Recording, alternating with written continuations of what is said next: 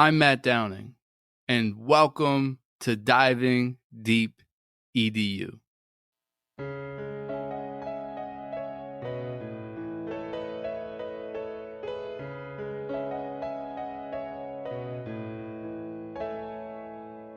Curious conversations with all types of peeps. Encouraging innovation, we are diving deep. Certainly education is what we like to speak. Fervent with dedication, now it is time to teach. Yeah. The Diving Deep EDU podcast aims to have thought-provoking conversations that help listeners dive deeper into educational practices with a focus on teacher retention, recruitment, and burnout. Subscribe to the Diving Deep EDU podcast newsletter to get more information about this podcast and these topics. A link is in the show notes. Our guest today is Dr. Frederick Buskey. Frederick's mission is to help assistant principals live and lead better. Through the Assistant Principal Podcast, daily leadership email, virtual courses, and online community, he teaches assistant principals to move from spending time on tasks to investing time with people. Frederick, thank you for joining me on this podcast. I want to start the conversation off by you telling us, telling me, telling everyone a little bit more about the work you're currently doing. Matthew, first, I just want to say thanks for having me on. I'm super excited to be here and just appreciate all that you're doing in this space. And so thank you for giving me the opportunity. I was really focused on, you're talking about the idea of teacher retention. And so I think I just want to really start actually the conversation with that, because I've been in the past one of those people that is always about the mission and thinking that organizations should be purpose-driven. And I started to question that about the last 2 years. And since the pandemic, really, it's become so apparent to me that purpose-driven is not the way for us to move forward, but it's really about being people-driven. And so right now, so much of my work is about working with assistant principals and helping them develop the skills, the habits, and the strategies so that they can shift from putting out fires to investing in people. And so that if they can learn to put people before tasks and even people before purpose, then I'm going to feel at the end of the day like I've been really successful. Yeah, I mean, as I was reading your intro and, we've talked before, and even you sharing that right now, it resonates with me because I'm in a lot of different buildings. And the one thing that principals and assistant principals especially tell me is they're running around putting out fires, right? Like, how can they connect more with people? We're going to talk more about that later, but I want you to give me and our listeners a little glimpse into that. Like, what does that look like for an assistant principal to no longer be running around putting out fires and being able to connect and build capacity within the school? Help us dream and see things through that lens. What does that look like? So I think the easiest way to understand a very complex situation is to look at two different leadership styles. So first one I call urgent leadership. Yeah. And so urgent leaders focus on tasks and they try to manage their time so that they can get those tasks completed. And they're driven by things that are urgent. So whatever pops up, whatever's screaming loudest, whatever they run into and encounter during the day, that's the thing that's going to command their attention. And because they're focused on tasks and because they're being called into the urgent things all the time, what they wind up doing is treating symptoms, which means that they may take care of a situation temporarily, but because all they did was treat the symptom, it's going to come back. Just like if there's an underlying cause that you're having a headache and you take aspirin, that aspirin may make the headache better. But if you haven't really taken care of the underlying problem, it's going to come back. And then the other thing that happens is that we get so caught up that we think as long as we're doing something, then we're making progress. So we mistake action for progress. And you can talk to so many assistant principals who are working so hard all day long, and they finish the day, they're exhausted. And on one hand, they'll tell you, well, yeah, I took care of a lot of things. But then they will also tell you, but I didn't really do anything to make my school better. I just kept us afloat. Yeah. And so then I contrast urgent leadership with strategic leadership. And so strategic leaders focus on people, and where urgent leaders try to manage time and think that that's the way that they can get into classrooms and work with teachers, strategic leaders understand that it's priority management, not time management. And so that the teachers working, supporting, and helping teachers grow becomes really the center of their work. They're purpose driven instead of urgent driven. And so they bring an intentionality to the work based on the priorities. And I say school leaders have two big priorities. The first is keep everyone safe, and that has to come first. And that's a bigger and bigger job, unfortunately, in our world. But the second one is to create better outcomes for kids. But administrators don't teach kids. So the way to help kids is to help support and grow teachers. So school administrators, two jobs: keep everybody safe, help your teachers grow and support them consistently. That's what's important. That's the purposeful work. And so once we know that that's what we're doing, then we can start to think about the school and the systems and what's going on. And so when we encounter issues, strategic leaders make the time to figure out what the root problem is. And so they identify problems instead of focusing on just treating symptoms. And then they look for ways to create steady incremental progress. And I think in schools, a lot of times we get really focused on the big new thing. You know, what's the big training? And we're going to run something in that's going to take us months or years or whatever. I don't think that's effective. What we need to do is help teachers, help make teachers' lives better every day. And just incrementally is much more valuable than some, big payoff that may or may not come 6 months from now. Yeah. So, I mean, that's the basis of it. Helping those leaders get those skills to be able to do those four things. Yeah, I really like that focus and the work that you're doing. I'm sure it's really helpful for those assistant principals. So let me throw a scenario out, and you can help me, walk through that through the correct lens. So I'm an assistant principal. I'm not an assistant principal, but in this scenario, I am an assistant principal, and I'm in a busy school, and there's behavior problems, and I have a walkie-talkie, and I'm constantly getting walkie-talkie, classroom 1, there's a kid, he won't sit down and he's throwing things at another kid. And then I deal with that problem. And then I go to another one. The one kid's pushing the other kid. Then I go to the other one. And then I have to run out for recess duty and the kids are fighting out there. And then I run inside and, whatever. I mean, you get the idea, right? So I'm saying, Frederick, well, yeah, all of this sounds wonderful, but I have all of these issues I got to deal with. Help me think through it. And I know this would be a longer process where I'm going to go to in the next, where I want to go to next. But help me think through that scenario that a lot of assistant principals can relate to, thinking through it in a different way. I'm going to back up and tell the story that drives me, because the story you just told is almost the mirror of that. So 5 years ago, I was a professor at Clemson University, and I was supervising principal interns. And I drive into this small rural elementary school in South Carolina, get out of the car, go into school, visit my intern, and then I decide I'm going to check in with Kelly, the assistant principal. So I walk into Kelly's office, and have you ever gone into somebody's office and you immediately know that something wrong? Oh, yeah. Right? Her hair's all out of place. Her cheeks are flushed. There's papers all over the desk. Oh, no, that's not a good sign. No, I said, hey, Kelly, what's wrong? And she holds up this stack of yellow papers and waves them in my face. She said, it is 10 o'clock in the morning. I have 7 discipline referrals.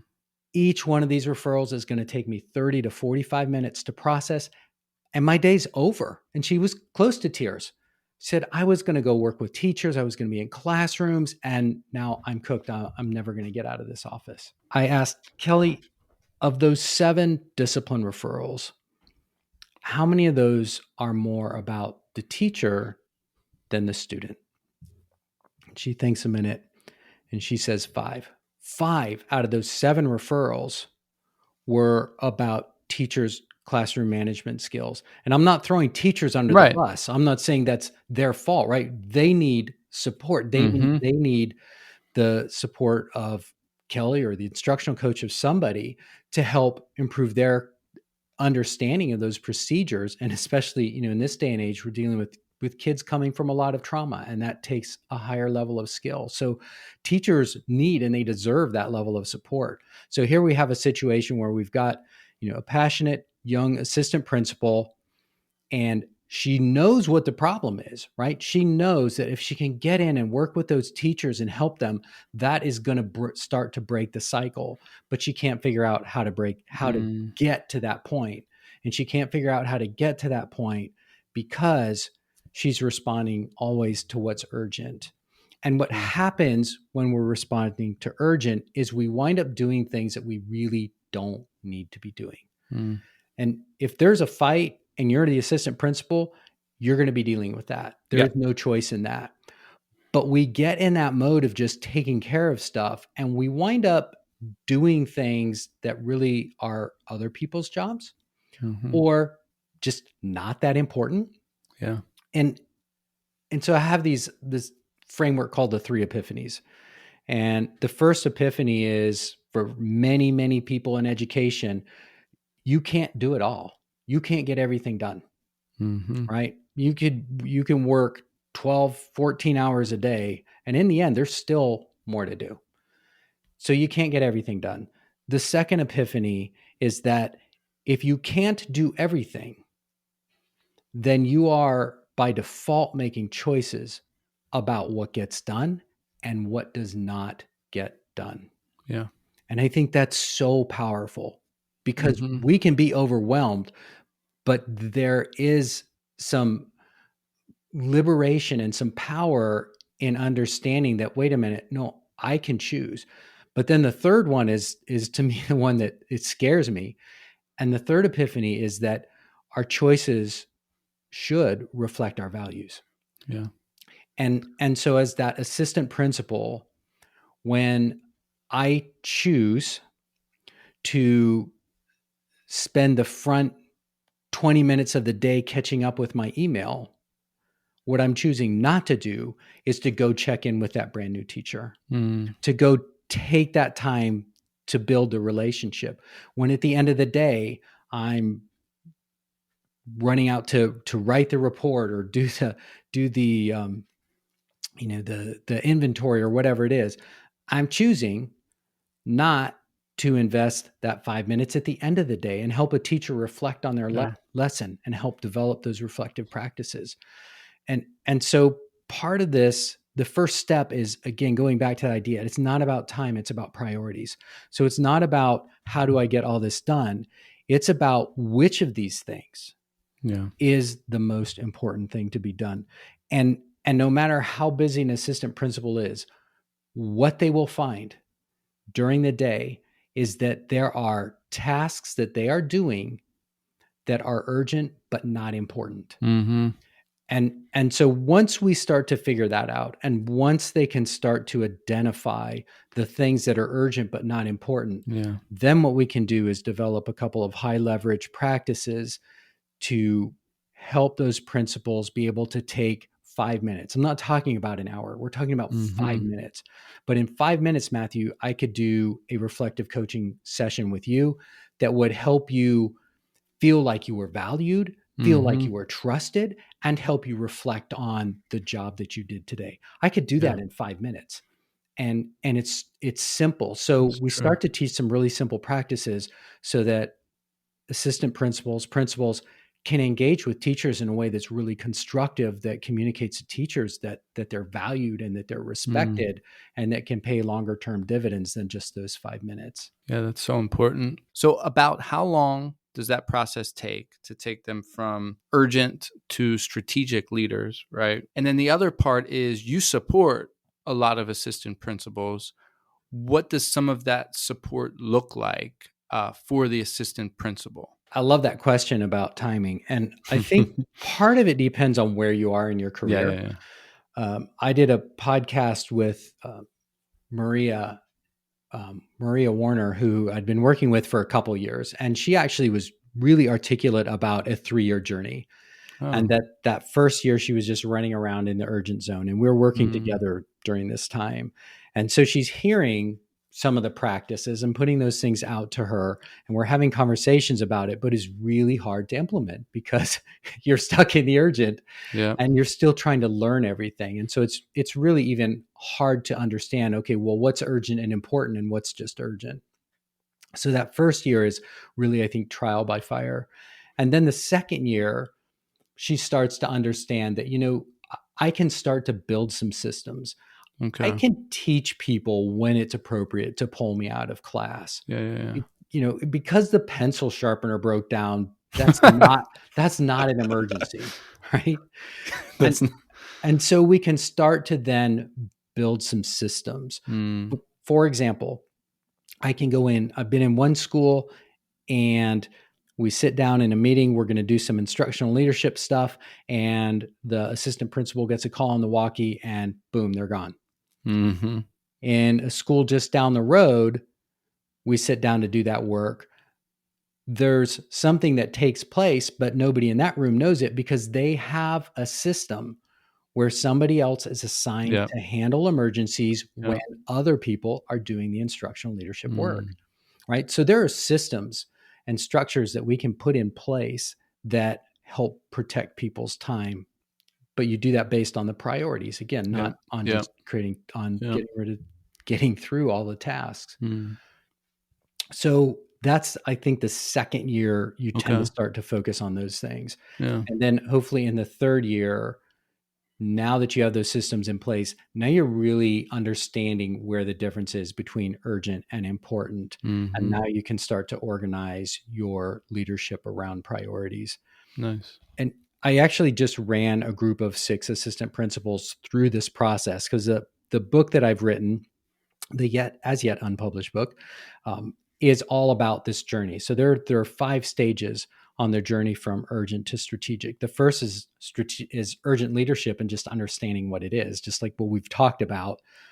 But there's understanding after listening to this podcast, and then there's understanding actually doing some challenges and really dissecting, okay, how does this affect my life? What does my schedule look like? Why am I getting certain things done and not? So there's a whole process that we can take people through to help them really understand what we mean by urgent leadership and how it's impacting their life and their day-to-day tasks. The second step then is what I call the U-turn. And the U-turn is moving from that paradigm of managing tasks to managing priorities. That's what flips us and gets us turned around. It doesn't get us all the way out, but it does get us turned around and starting to head in a different direction.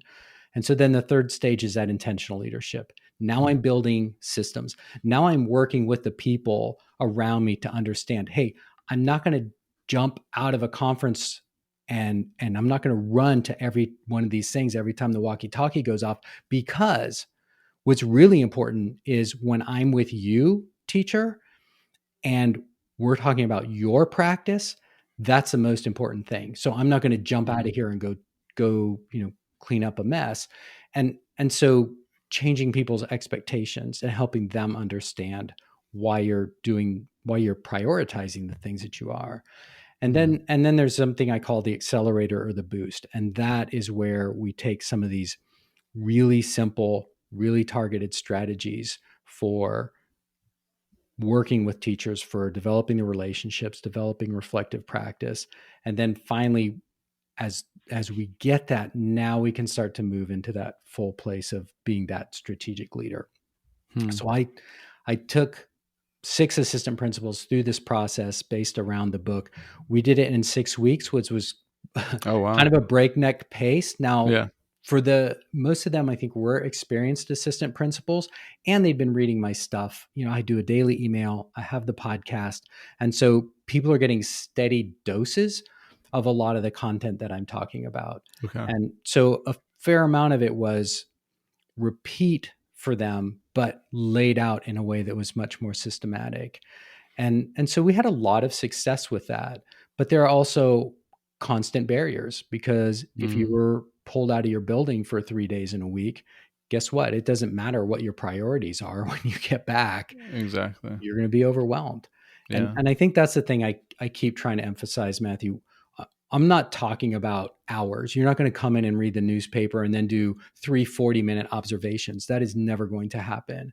But what you can do is you can carve out a couple minutes here. You can carve out a couple minutes there. And you can learn to make the minutes that you already have with people be much more powerful and much more impactful than what they are currently. Yeah, that's really helpful. Thanks for laying out that framework and also for laying out the expectations and what this could look like, for a mindset shift. But it also takes that Kelly with the frazzled hair and it puts them more in control of their day and makes it more meaningful as they're being purposeful and interacting with people rather than just putting out fires, throughout the day. So I really appreciate that.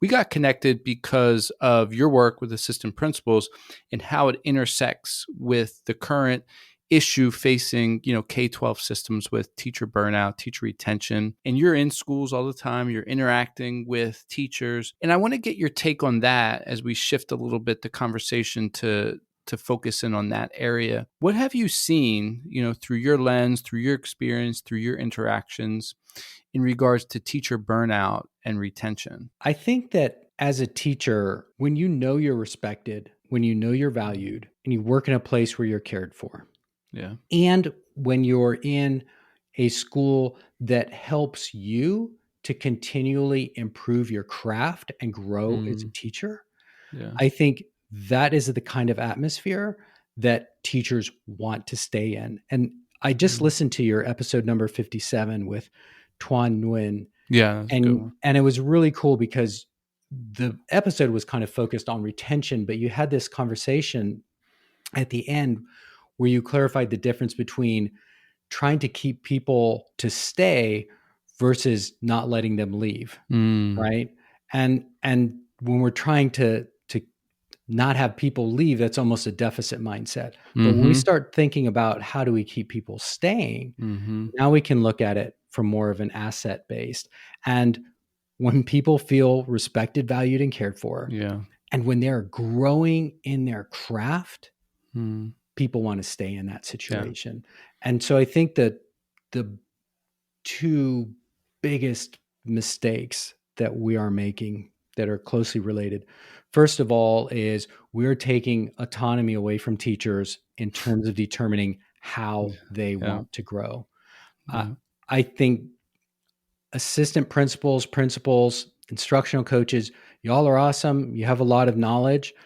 But when we work with a teacher, 95% of all teachers, they are the ones that should be telling us how they want to grow.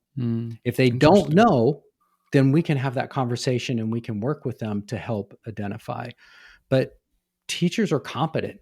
Teachers are powerful, but teachers also have huge challenges. And most teachers can tell you, hey, I wish things were better in this area. I wish I knew how to do this, or I wish my kids were doing this. And that's the entry point then where we can start to have the conversations and say, okay, how can we help you do that? We need to get our administrators moved from the evaluative role to the supportive role, because that's their job. Their job is to support and grow teachers. And when I say that, I don't mean that they tell them what to focus their PD on. The number of schools that are driving big professional development and have external people coming in and doing trainings is so frustrating, Matthew. It's so frustrating because we're coming out of this pandemic and people have been here. Teachers have been heroic in their efforts and they're tired and the kids are struggling. And here we're saying, here, come learn this because we determined that this is what you need to learn. And we've got to stop that. We have to stop that. And what we need to be doing is going, and I, as an assistant principal, I need to come to you, say, wow, Matthew, tell me how your teaching's going. Tell me how that lesson that you taught on triangles, how did that go today? Tell me what worked. Tell me what surprised you. Or is there anything you would do differently? We need to be having those conversations. And through those conversations, you're going to say, yeah, the one thing that really, I get my kids into groups and I just feel like they're having so much trouble focusing. Okay, well, do you think maybe we can do something that will provide you with some tips to help them to focus their group work better? Would that be good? Yeah. right? now, now we're working together and I'm serving you. Yeah. So I show this video of a kind of traditional social studies teacher who stands up and lectures. It's about a 9-minute video. And the lesson is a train wreck, right? You can imagine he's just kind of bumbling along and nobody's engaged. And when I end it, if I have 10 APs and I say, what should Mr. P focus on? Matthew, I'll get at least three different answers. Really? Okay. And so that tells me that we're not particularly good at identifying the one thing, or there is no the one thing. So I might think it's classroom management. Somebody else might think that it's pedagogy or better questioning skills or building relationships with the kids. And in the end, I don't think it matters because any of those things would constitute an improvement. Yeah, and so the task is not for me to go in and tell Dr. P what he needs to work on, but to go in and say, what do you want to work on? What's not working for you right now? You tell me, and then that's what we will focus on. It's really interesting. I was just having a conversation today, actually, about autonomy, right? But we were talking about autonomy within the classroom, the curriculum, the art of teaching, right? And some teachers feel like that's being taken away from them. But now we're expanding that vision of autonomy, and it's also autonomy within their own professional growth. And I really like that. Having those questions, having that conversation and asking them where do they want to grow, and then guiding them or helping them or supporting them, like you're saying, along that path, instead of requiring or mandating, a certain this. And as we're doing that, it's sort of putting out their fire and it's not letting them grow in ways that they need to grow. Now, as you see support, right, you've said this word support like a number of times, and you've also explained it and given a couple examples. But what does that support look like? Like for a teacher in the classroom that is given support from an assistant principal or a principal, what could that support look like? Like as you're envisioning, like good, solid support that energizes a teacher to make them better, to keep them going, to support them so that they want to stay in this profession, so that they get better, so that the students are served to the best capability. What does that look like to you? Matthew, I love getting questions that help me grow and think through things. And this is a great question. Thank you. So I see support as breaking into two different pieces. I always teach that there's 6 dimensions to organizations, and the primary 4 dimensions are people, purpose, structures, and resources. So one part of the support mechanism is to clarify the purpose of the organization in a way that makes sense to the teachers who are teaching in it, to align the structures to the work that the teachers are trying to do, and to make sure that the resources are allocated as much as they can be to support the work of the teachers. So one part of that support then is actually bringing your school and the different elements of your school into alignment with the work that the teachers are trying to do. So that's one leg of that support. And then the second leg of the support is looking at what I consider to be the 4 primary facets of the people in the organization, which is their skills, their knowledge, their health, and their dispositions. And I tend to think of that support piece as with the people being really focused on the health, and then the growth piece being focused on skills, knowledge, and dispositions. I'm not sure I completely have that right, but that's the way that I conceptualize it at this point. And I will say too, I used to be one of those people that says, hey, put your emotions in a box, put it in a cardboard box, put it on the shelf, go in and do your job. And I was wrong. Wrong. We want teachers to bring themselves to their teaching. Well, they're going to bring all themselves. And in any profession now, we're seeing what happens when we try to separate personal from professional. You can't. Yeah. So we have to care. And that's why people before purpose, because the purpose gets muddled. Yeah. What's our purpose? Help kids, do test scores. What is it? We don't even know half the time. It's, but when we have conversations with people, Yeah. then we know. It's so true. And if I know that you're struggling to care for your aging mother who's now been in and out of the hospital and now is going to move in with you, and like, guess what? We're not going to do some intensive coaching cycle. Yeah. That's preposterous. Mm. So supporting you in that situation is making sure that we're caring, that I'm asking, that I'm being there for that space just for you to be able to process, because maybe there's nobody else that you can talk to right now. And when we get to the point where we can bring that focus back on craft, then I'm there to help you do that too. Yeah. And I will say, I do think it's very motivating for people to get better at what they do. True. And so it's not, when people are struggling, it's not a matter of saying, well, you don't have to grow anymore. It's recognizing where they are and how much space they have, how much time, how much attention, emotionally and otherwise, that they can give to that growth. And then it's scaling and adjusting that appropriately. Yeah, I just want to point out something before we move on in our conversation, that the support that we started with, the support that you're offering principals, assistant principals, administrators, is directly affecting the support that they're able to then offer teachers and students in the schools. And as assistant principals, administrators are feeling supported and being supported and making this mind shift, then the teachers in turn are going to get the effective support they need to grow, be better in their craft, and, not burn out and retain within the teaching profession. So I really appreciate that. And we've made that connection, but I just wanted to explicitly sort of highlight that in case our listeners sort of dozed off or, are listening in the car and I got distracted by something. But Frederick, this has been such a great conversation. It is time for the final word. What would you like to say to close out this podcast? If principals, assistant principals, and instructional coaches could do just one thing, if teachers could do just this one thing, here's what I'd like you to do. Yeah. In the morning, when you go into your school,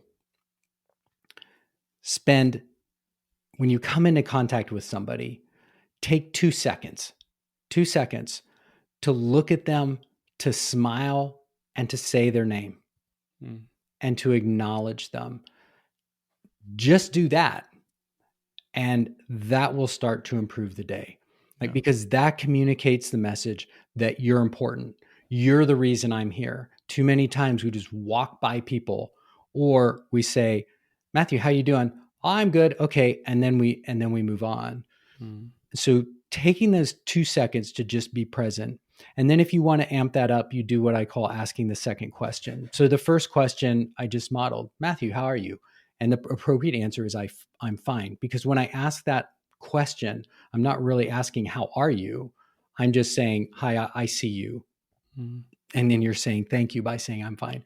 But if I then stop and say, oh, Matthew, really, I know you've got a lot going on right now. Tell me, how are you? That's the second question. And as soon as I ask the second question, what I have done is I have stopped the world.